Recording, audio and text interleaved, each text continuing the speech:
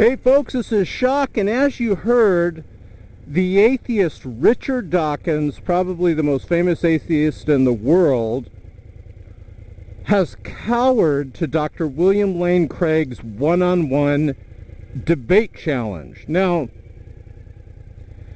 Richard Dawkins has done everything but come out and actually admit that he's afraid to debate Dr. William Lane Craig because he's going to be defeated by Dr. William Lane Craig. He's done everything short of come out and just admit that Richard Dawkins himself, that he is a coward.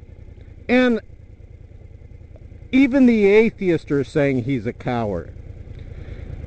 So what I'm going to do is I'm going to go through the arguments that Craig brings up, and I'm going to bring up the arguments that Dawkins brings up, and we'll talk about that on this video, okay? And besides, there probably is no Dawkins. After all, his book was written by a man, and it has tons of contradictions in it and errors. Even Dawkins himself flip-flopped and said Jesus never existed. Now he admits Jesus did exist in the flesh here on earth. But he was denying that before. So what I'm going to do is I'm going to go through some of the silly, illogical things that Richard Dawkins says. Get over here. And we'll talk about why Richard Dawkins probably doesn't have a spine. I have to tell you, as a Christian, this is the moments in life you wait for, where the atheist knows that his worldview, what's the word I'm looking for as I tap my finger to my formerly Bible-reading, speaking mouth. The atheist knows his worldview is totally, let's just say it, ladies and gentlemen, the atheist knows that their worldview is totally full of what? Full of crap. Yes, crapola. And this is why Richard Dawkins has a spine like his god, the spaghetti monster, that doesn't want to debate Craig. So let's go through some of the arguments that Craig and Dawkins bring up. And you'll soon realize why Richard Dawkins probably doesn't have a spine. Okay? Richard Dawkins clearly has spine issues. Richard Dawkins, if someone sends you this video, here's what you do. Get your thumbs, put them behind your back, and rub up and down. That bumpy thing is called the spine. You should try using it someday, Richard Dawkins. Okay. But anyways, I'm going to milk this for all it's worth. I'm going to rub it in the faces of atheism. And I'm going to tell them, well, why is your atheist messiah such a coward and he doesn't want to debate Dr. William Lane Craig? Could it be cowardice? So let's talk about something that Richard Dawkins said. First, let's talk about his lame excuse, which is already backfiring on him. Richard Dawkins says, I'm not willing to share the stage with Dr. William Lane Craig because Dr. William Lane Craig takes the Bible literally. Well, what do you expect Dr. William Lane Craig, a Christian, to do? Of course we take the Bible literally. I always get people saying, Chuck, you take the Bible literally. I say, I do take it literally, but it uses imagery sometimes to say what it means. For example, in the book of Revelation, and by the way, guys, I debated an atheist on the radio, kicked his butt. He did horrible. He was referring it to the book of Revelations with the S on the end, which shows his ignorance on the Bible. It's not the book of Revelations. I hate when people say that. the book of Revelation. Revelation means like the unveiling, the unveiling of God's word, the unveiling of future prophecy. But anyways, if you want to hear a clip from that debate where I totally whooped the atheist in debate on live radio, wasn't my radio show, I have one, but it was a call-in radio show that I called into. Click right below this video where it says show more and you can hear that.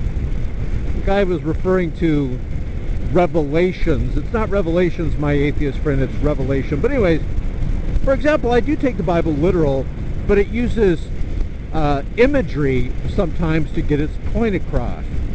For example, in the book of Revelation, let's get around here.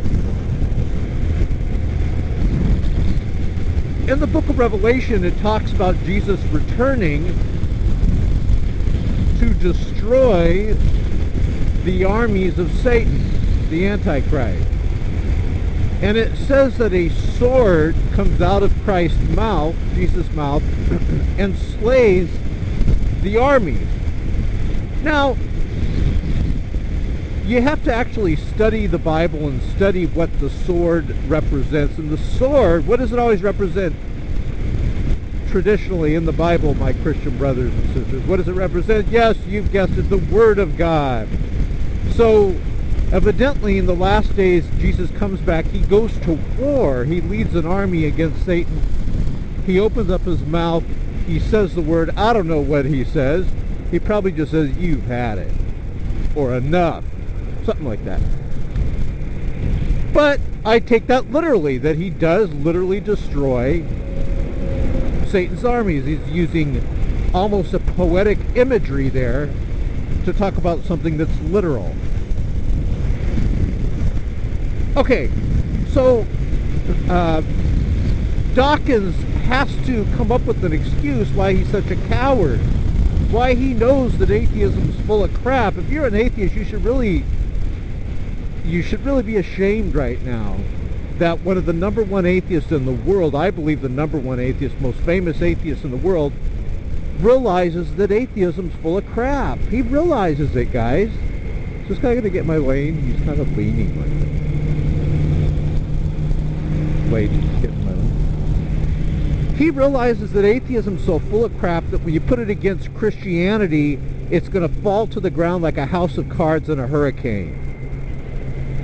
Like it always does.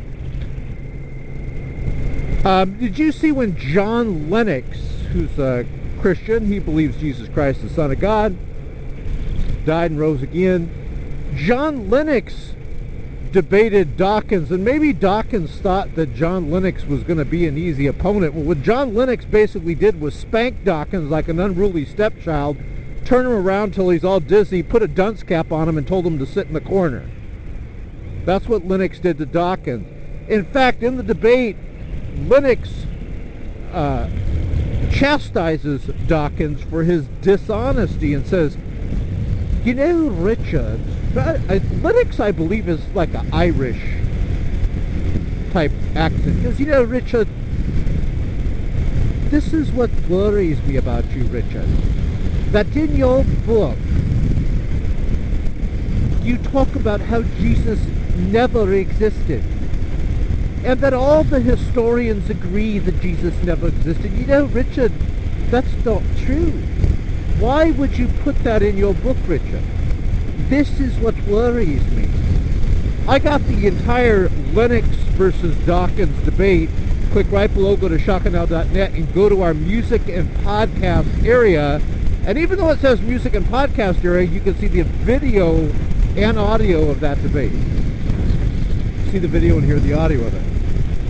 And Dawkins says, well, okay, maybe I misspoke when I said Jesus did not exist. Okay, he did exist. Now, right on the spot, without getting any more information or facts, Dawkins just flip-flops. Now, don't you think that shows dishonesty and flakiness? This is just a... Richard Dawkins, excuse me, guys, he's a flake. In the biggest sense of the word, the guy is just flaky. Now, some of the arguments that Richard Dawkins uses, remember I promised you I was going to tell you some of the arguments that Dawkins uses, what Craig uses. I might even throw in what Lennox uses. Lennox is pro-God. Dawkins hates God. Dawkins said, well, then who created the creator? You have a problem because you have to explain who created God. Well, any Christian knows that God is eternal. He's timeless. He's not physical. It's spiritual. And Dawkins knows this. I mean, I believe he is stupid, but he's not that stupid. So, but he has to say that, right? Because then it creates an infinite regress. It's like a red herring. And then you say, well, who created the creator's creator? And who created the creator's creator's creator? And who created the creator's creator's creator? You get it?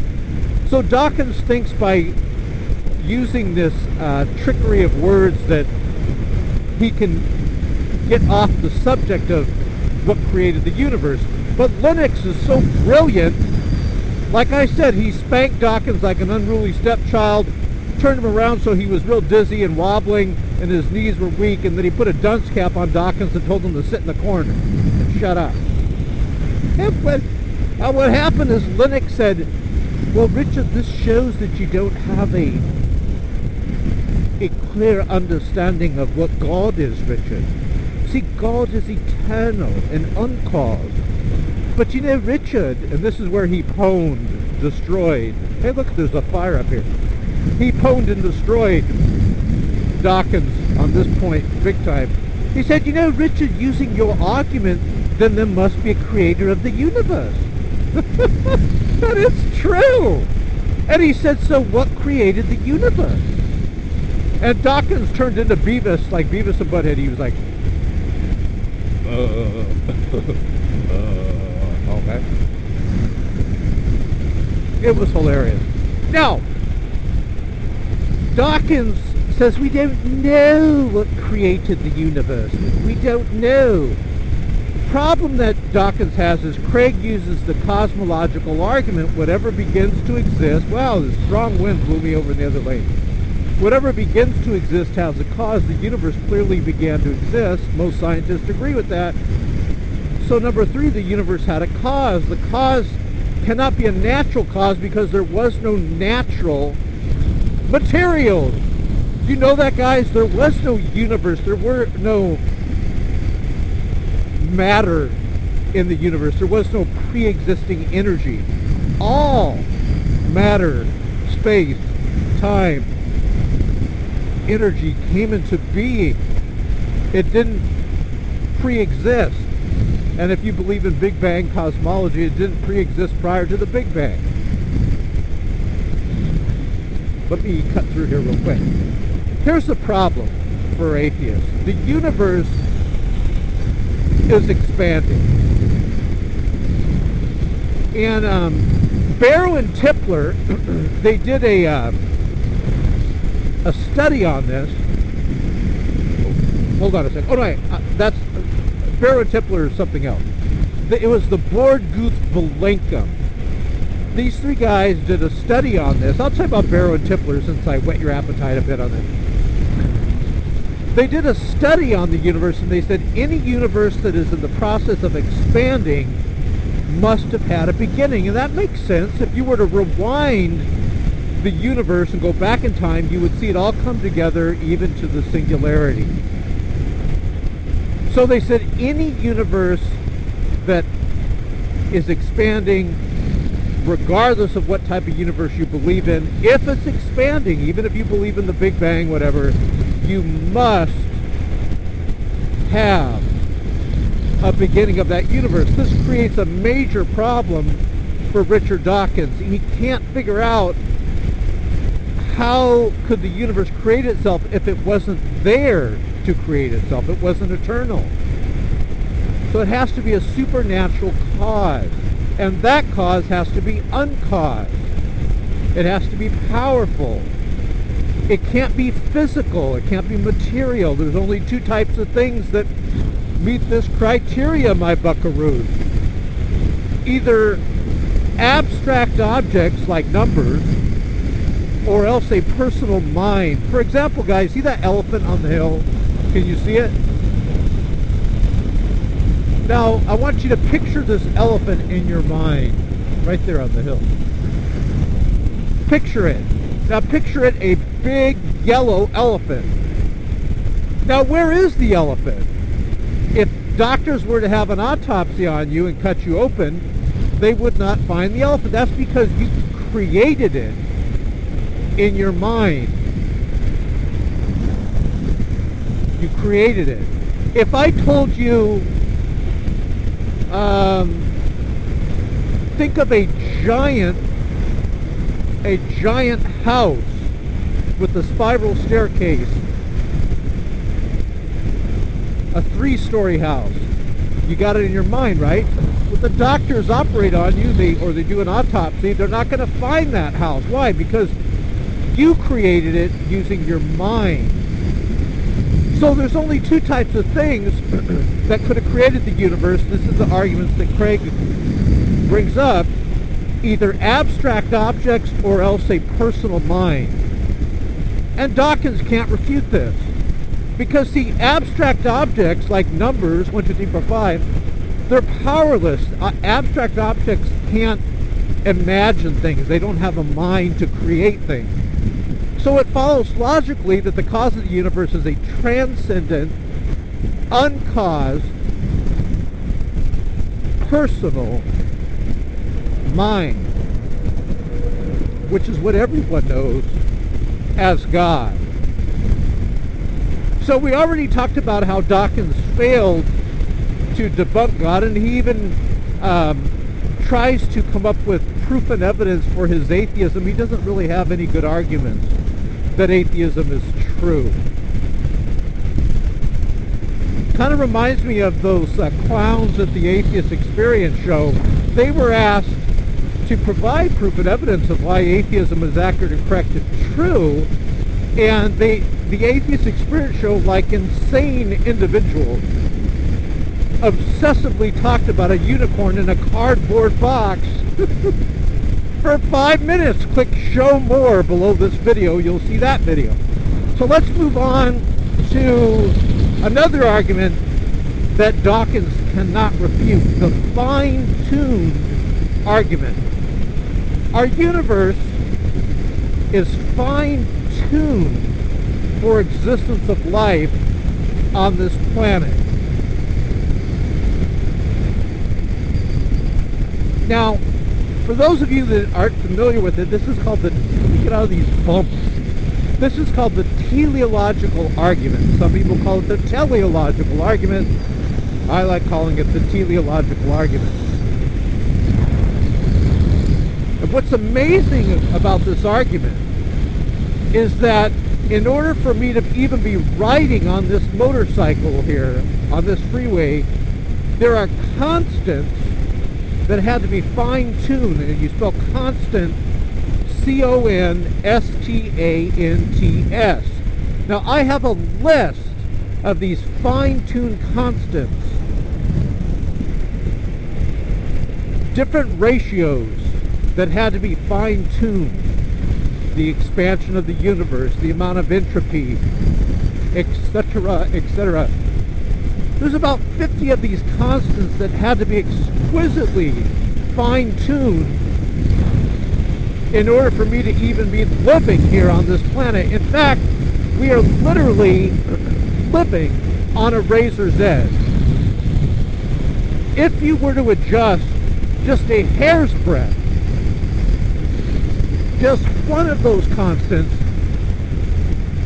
you could destroy life here on this planet. We are literally living on a razor's edge, guys. This is amazing. And this is one of the things when I was an atheist where I realized this is really foolish to believe that all this happened by dumb luck or chance. Chance doesn't work that way. Chance is powerless. Chance cannot create. If I get a rifle and there's a target hundreds and hundreds of feet away, and I turn around real quick, aim, and fire at the bullseye, and I did that. I hit the bullseye, let's say, 50 times. You might say, oh, well, you got lucky. That's chance. Well, not really. Chance does not hold the rifle. It's powerless. Chance does not put the clip of bullets into the rifle. Chance does not aim the rifle. Chance does not pull back the... hold on a second. Chance does not pull back and release the safety.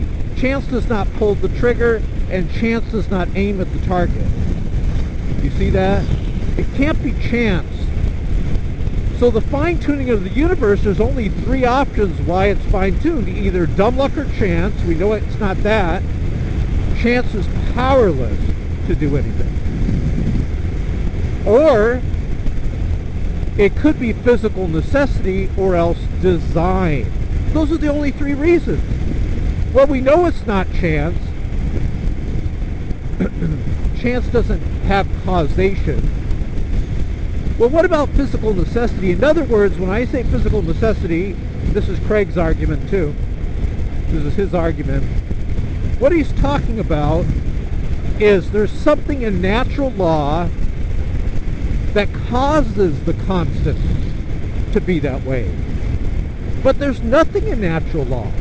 Scientists could find nothing in natural law that causes those constants to be fine-tuned like that. They're just arbitrary. It's like a personal mind went ahead and designed those constants to allow us to have life here. Craig will end the argument and say, since the fine-tuning is not due to chance or physical necessity, it therefore follows logically that the fine-tuning is more plausibly due to design. This is a rational, justifiable argument. Now, if someone's bigoted or prejudiced towards God, no matter what you show them, they're going to deny it. They're going to put their fingers in their ears and go, la, la, la, la, I don't hear you. This is what Richard Dawkins is doing. On the historicity of Jesus Christ, Craig brings up, we know where the empty tomb was at because he was buried in a borrowed tomb, and the person's tomb that he was buried in was well known at the time. We know that the disciples believed that Jesus Christ rose from the dead. They believed it. Nobody argues that. Even atheists agree that the disciples believed it. Why then did they believe that Jesus rose from the dead? We know that the tomb was found empty by a group of his women followers. We know that. We know that the disciples believed that Jesus Christ rose from the dead, that they were willing to die for the fact of that belief. Now, some of the critics will say, these atheists, they'll say, well, the disciples made up the story that Jesus rose from the dead. This doesn't make any sense whatsoever. I'm going to tell you why. Why would the disciples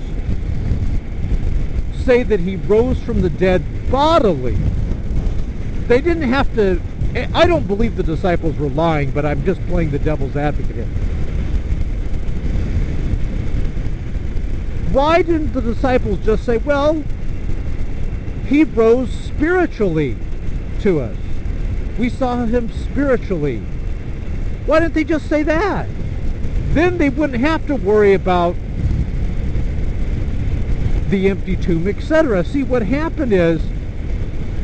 Hold on a second. Recently someone died because they hit one of the back of these things here. These guys go real slow. That's all the disciples had to do. If they wanted to go ahead and create up some lie, all they had to do is take the easy way out and say, oh look, Jesus died and rose spiritually. Then why did they say that they saw him bodily, physically, a physical body where you could actually touch it, not spiritual. Why did they say that? And why did the disciples scatter at the time of Jesus' crucifixion? They were afraid they were going to be crucified themselves. Why did they cower? And all of a sudden, the disciples see Jesus alive physically, and they get emboldened. They get so brave, they do a complete reversal. They get so brave that they're willing to get beat, arrested, and killed for their belief. Now, just prior to that, they were denying that they knew Jesus Christ. Remember, Peter denied that. And they were cowering. Now, all of a sudden, you have an empty tomb. You have the women saying that the tomb is empty. You have eyewitness accounts of Jesus Christ in bodily form. You have cowards. You have people that used to be cowards all of a sudden doing something that doesn't make sense. They're becoming bold, so bold that they're willing to die and face excruciating pain, horrible death, for the fact that they saw Jesus Christ alive. Can you see why I, as an ex-atheist, have lost all hope and faith in atheism? It doesn't make sense. But in Christianity, I have proof. I have evidence. I have people that believed it so much that they were willing to die for the fact of their belief that they saw Jesus Christ alive again. Now, another thing I like about Christianity is look at the teachings of Jesus. Jesus never killed anybody. Jesus taught... Whoa, hold on a second.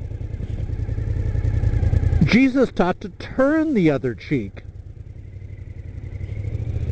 But that's not what the atheist regimes of Stalin, Mao, Pol Pot, the Khmer Rouge, Kim Jong-il... Do you know the atheist regimes... These atheist regimes are responsible for over 200 million murders and brutal rapes and genocide. Jesus Christ never would have been a guard at Auschwitz. Jesus Christ would have never been a murderer like the atheist regimes of Mao, Stalin, Pol Pot, Kim Jong-il, Khmer Rouge, etc. So you get a better morality with Jesus Christ. You have objective values with Jesus Christ.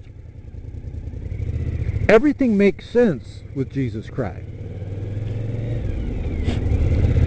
So, in closing this video, folks, there probably is no Dawkins that will ever debate. You know, as a Christian, we need to really make a big deal about this, you guys. Think about this. The most famous atheist, I would say, in the world, Richard Dawkins, that's alive right now, is too cowardly to debate Dr. William Lane Craig on a one-on-one debate. Now, here's the kicker. He's not afraid to debate Craig with the 4-on-4 debate. I saw a debate where Dawkins was with 3 other atheists, and it was 4 of them, Dawkins and 3 other atheists, versus 4 Christians. And Craig was on the Christian side, and Dawkins was on the side of the fools. The foolish side. The atheist side. Now, all of a sudden, Dawkins says, I'm not willing to share the stage with someone who takes the Bible literally. Really? Well, you did share the stage. Dawkins did share the stage with Dr. William Lane Craig. What Dawkins really should say is the truth, and here's the truth. Look, I'm afraid to debate Dr. William Lane Craig, but if there's other atheists next to me and we all can fail together, then it won't look so bad. That's what it really is. Dawkins He's willing to share the stage with Dr. William Lane Craig. He did it already in that 4-on-4 debate. You guys go ahead and look for the debate called "Does the Universe Have a Purpose?" And Dawkins shared the stage with Dr. William Lane Craig. In fact, they stood at the same podium. They walked on each other's ground, the same exact ground. So Dawkins basically pwns himself when he says he's not willing to share the stage with Dr. William Lane Craig. He already did it. This is not mentally, logically sound, the way that Dawkins is talking. It just doesn't make sense. He already shared the stage with Craig. The truth of the matter, Richard Dawkins, is you're too much of a coward, because you as an atheist know that atheism is a bunch of crap. Let's just say the truth. I'm a Christian, I'm going to say it. Dawkins knows that atheism is a bunch of crap, and he's too cowardly to go ahead and fail at the top of his voice. His fragile ego couldn't handle it. So, hey, look, I'm an ex-atheist. I'm going to go where the truth is, and the truth is in Christianity.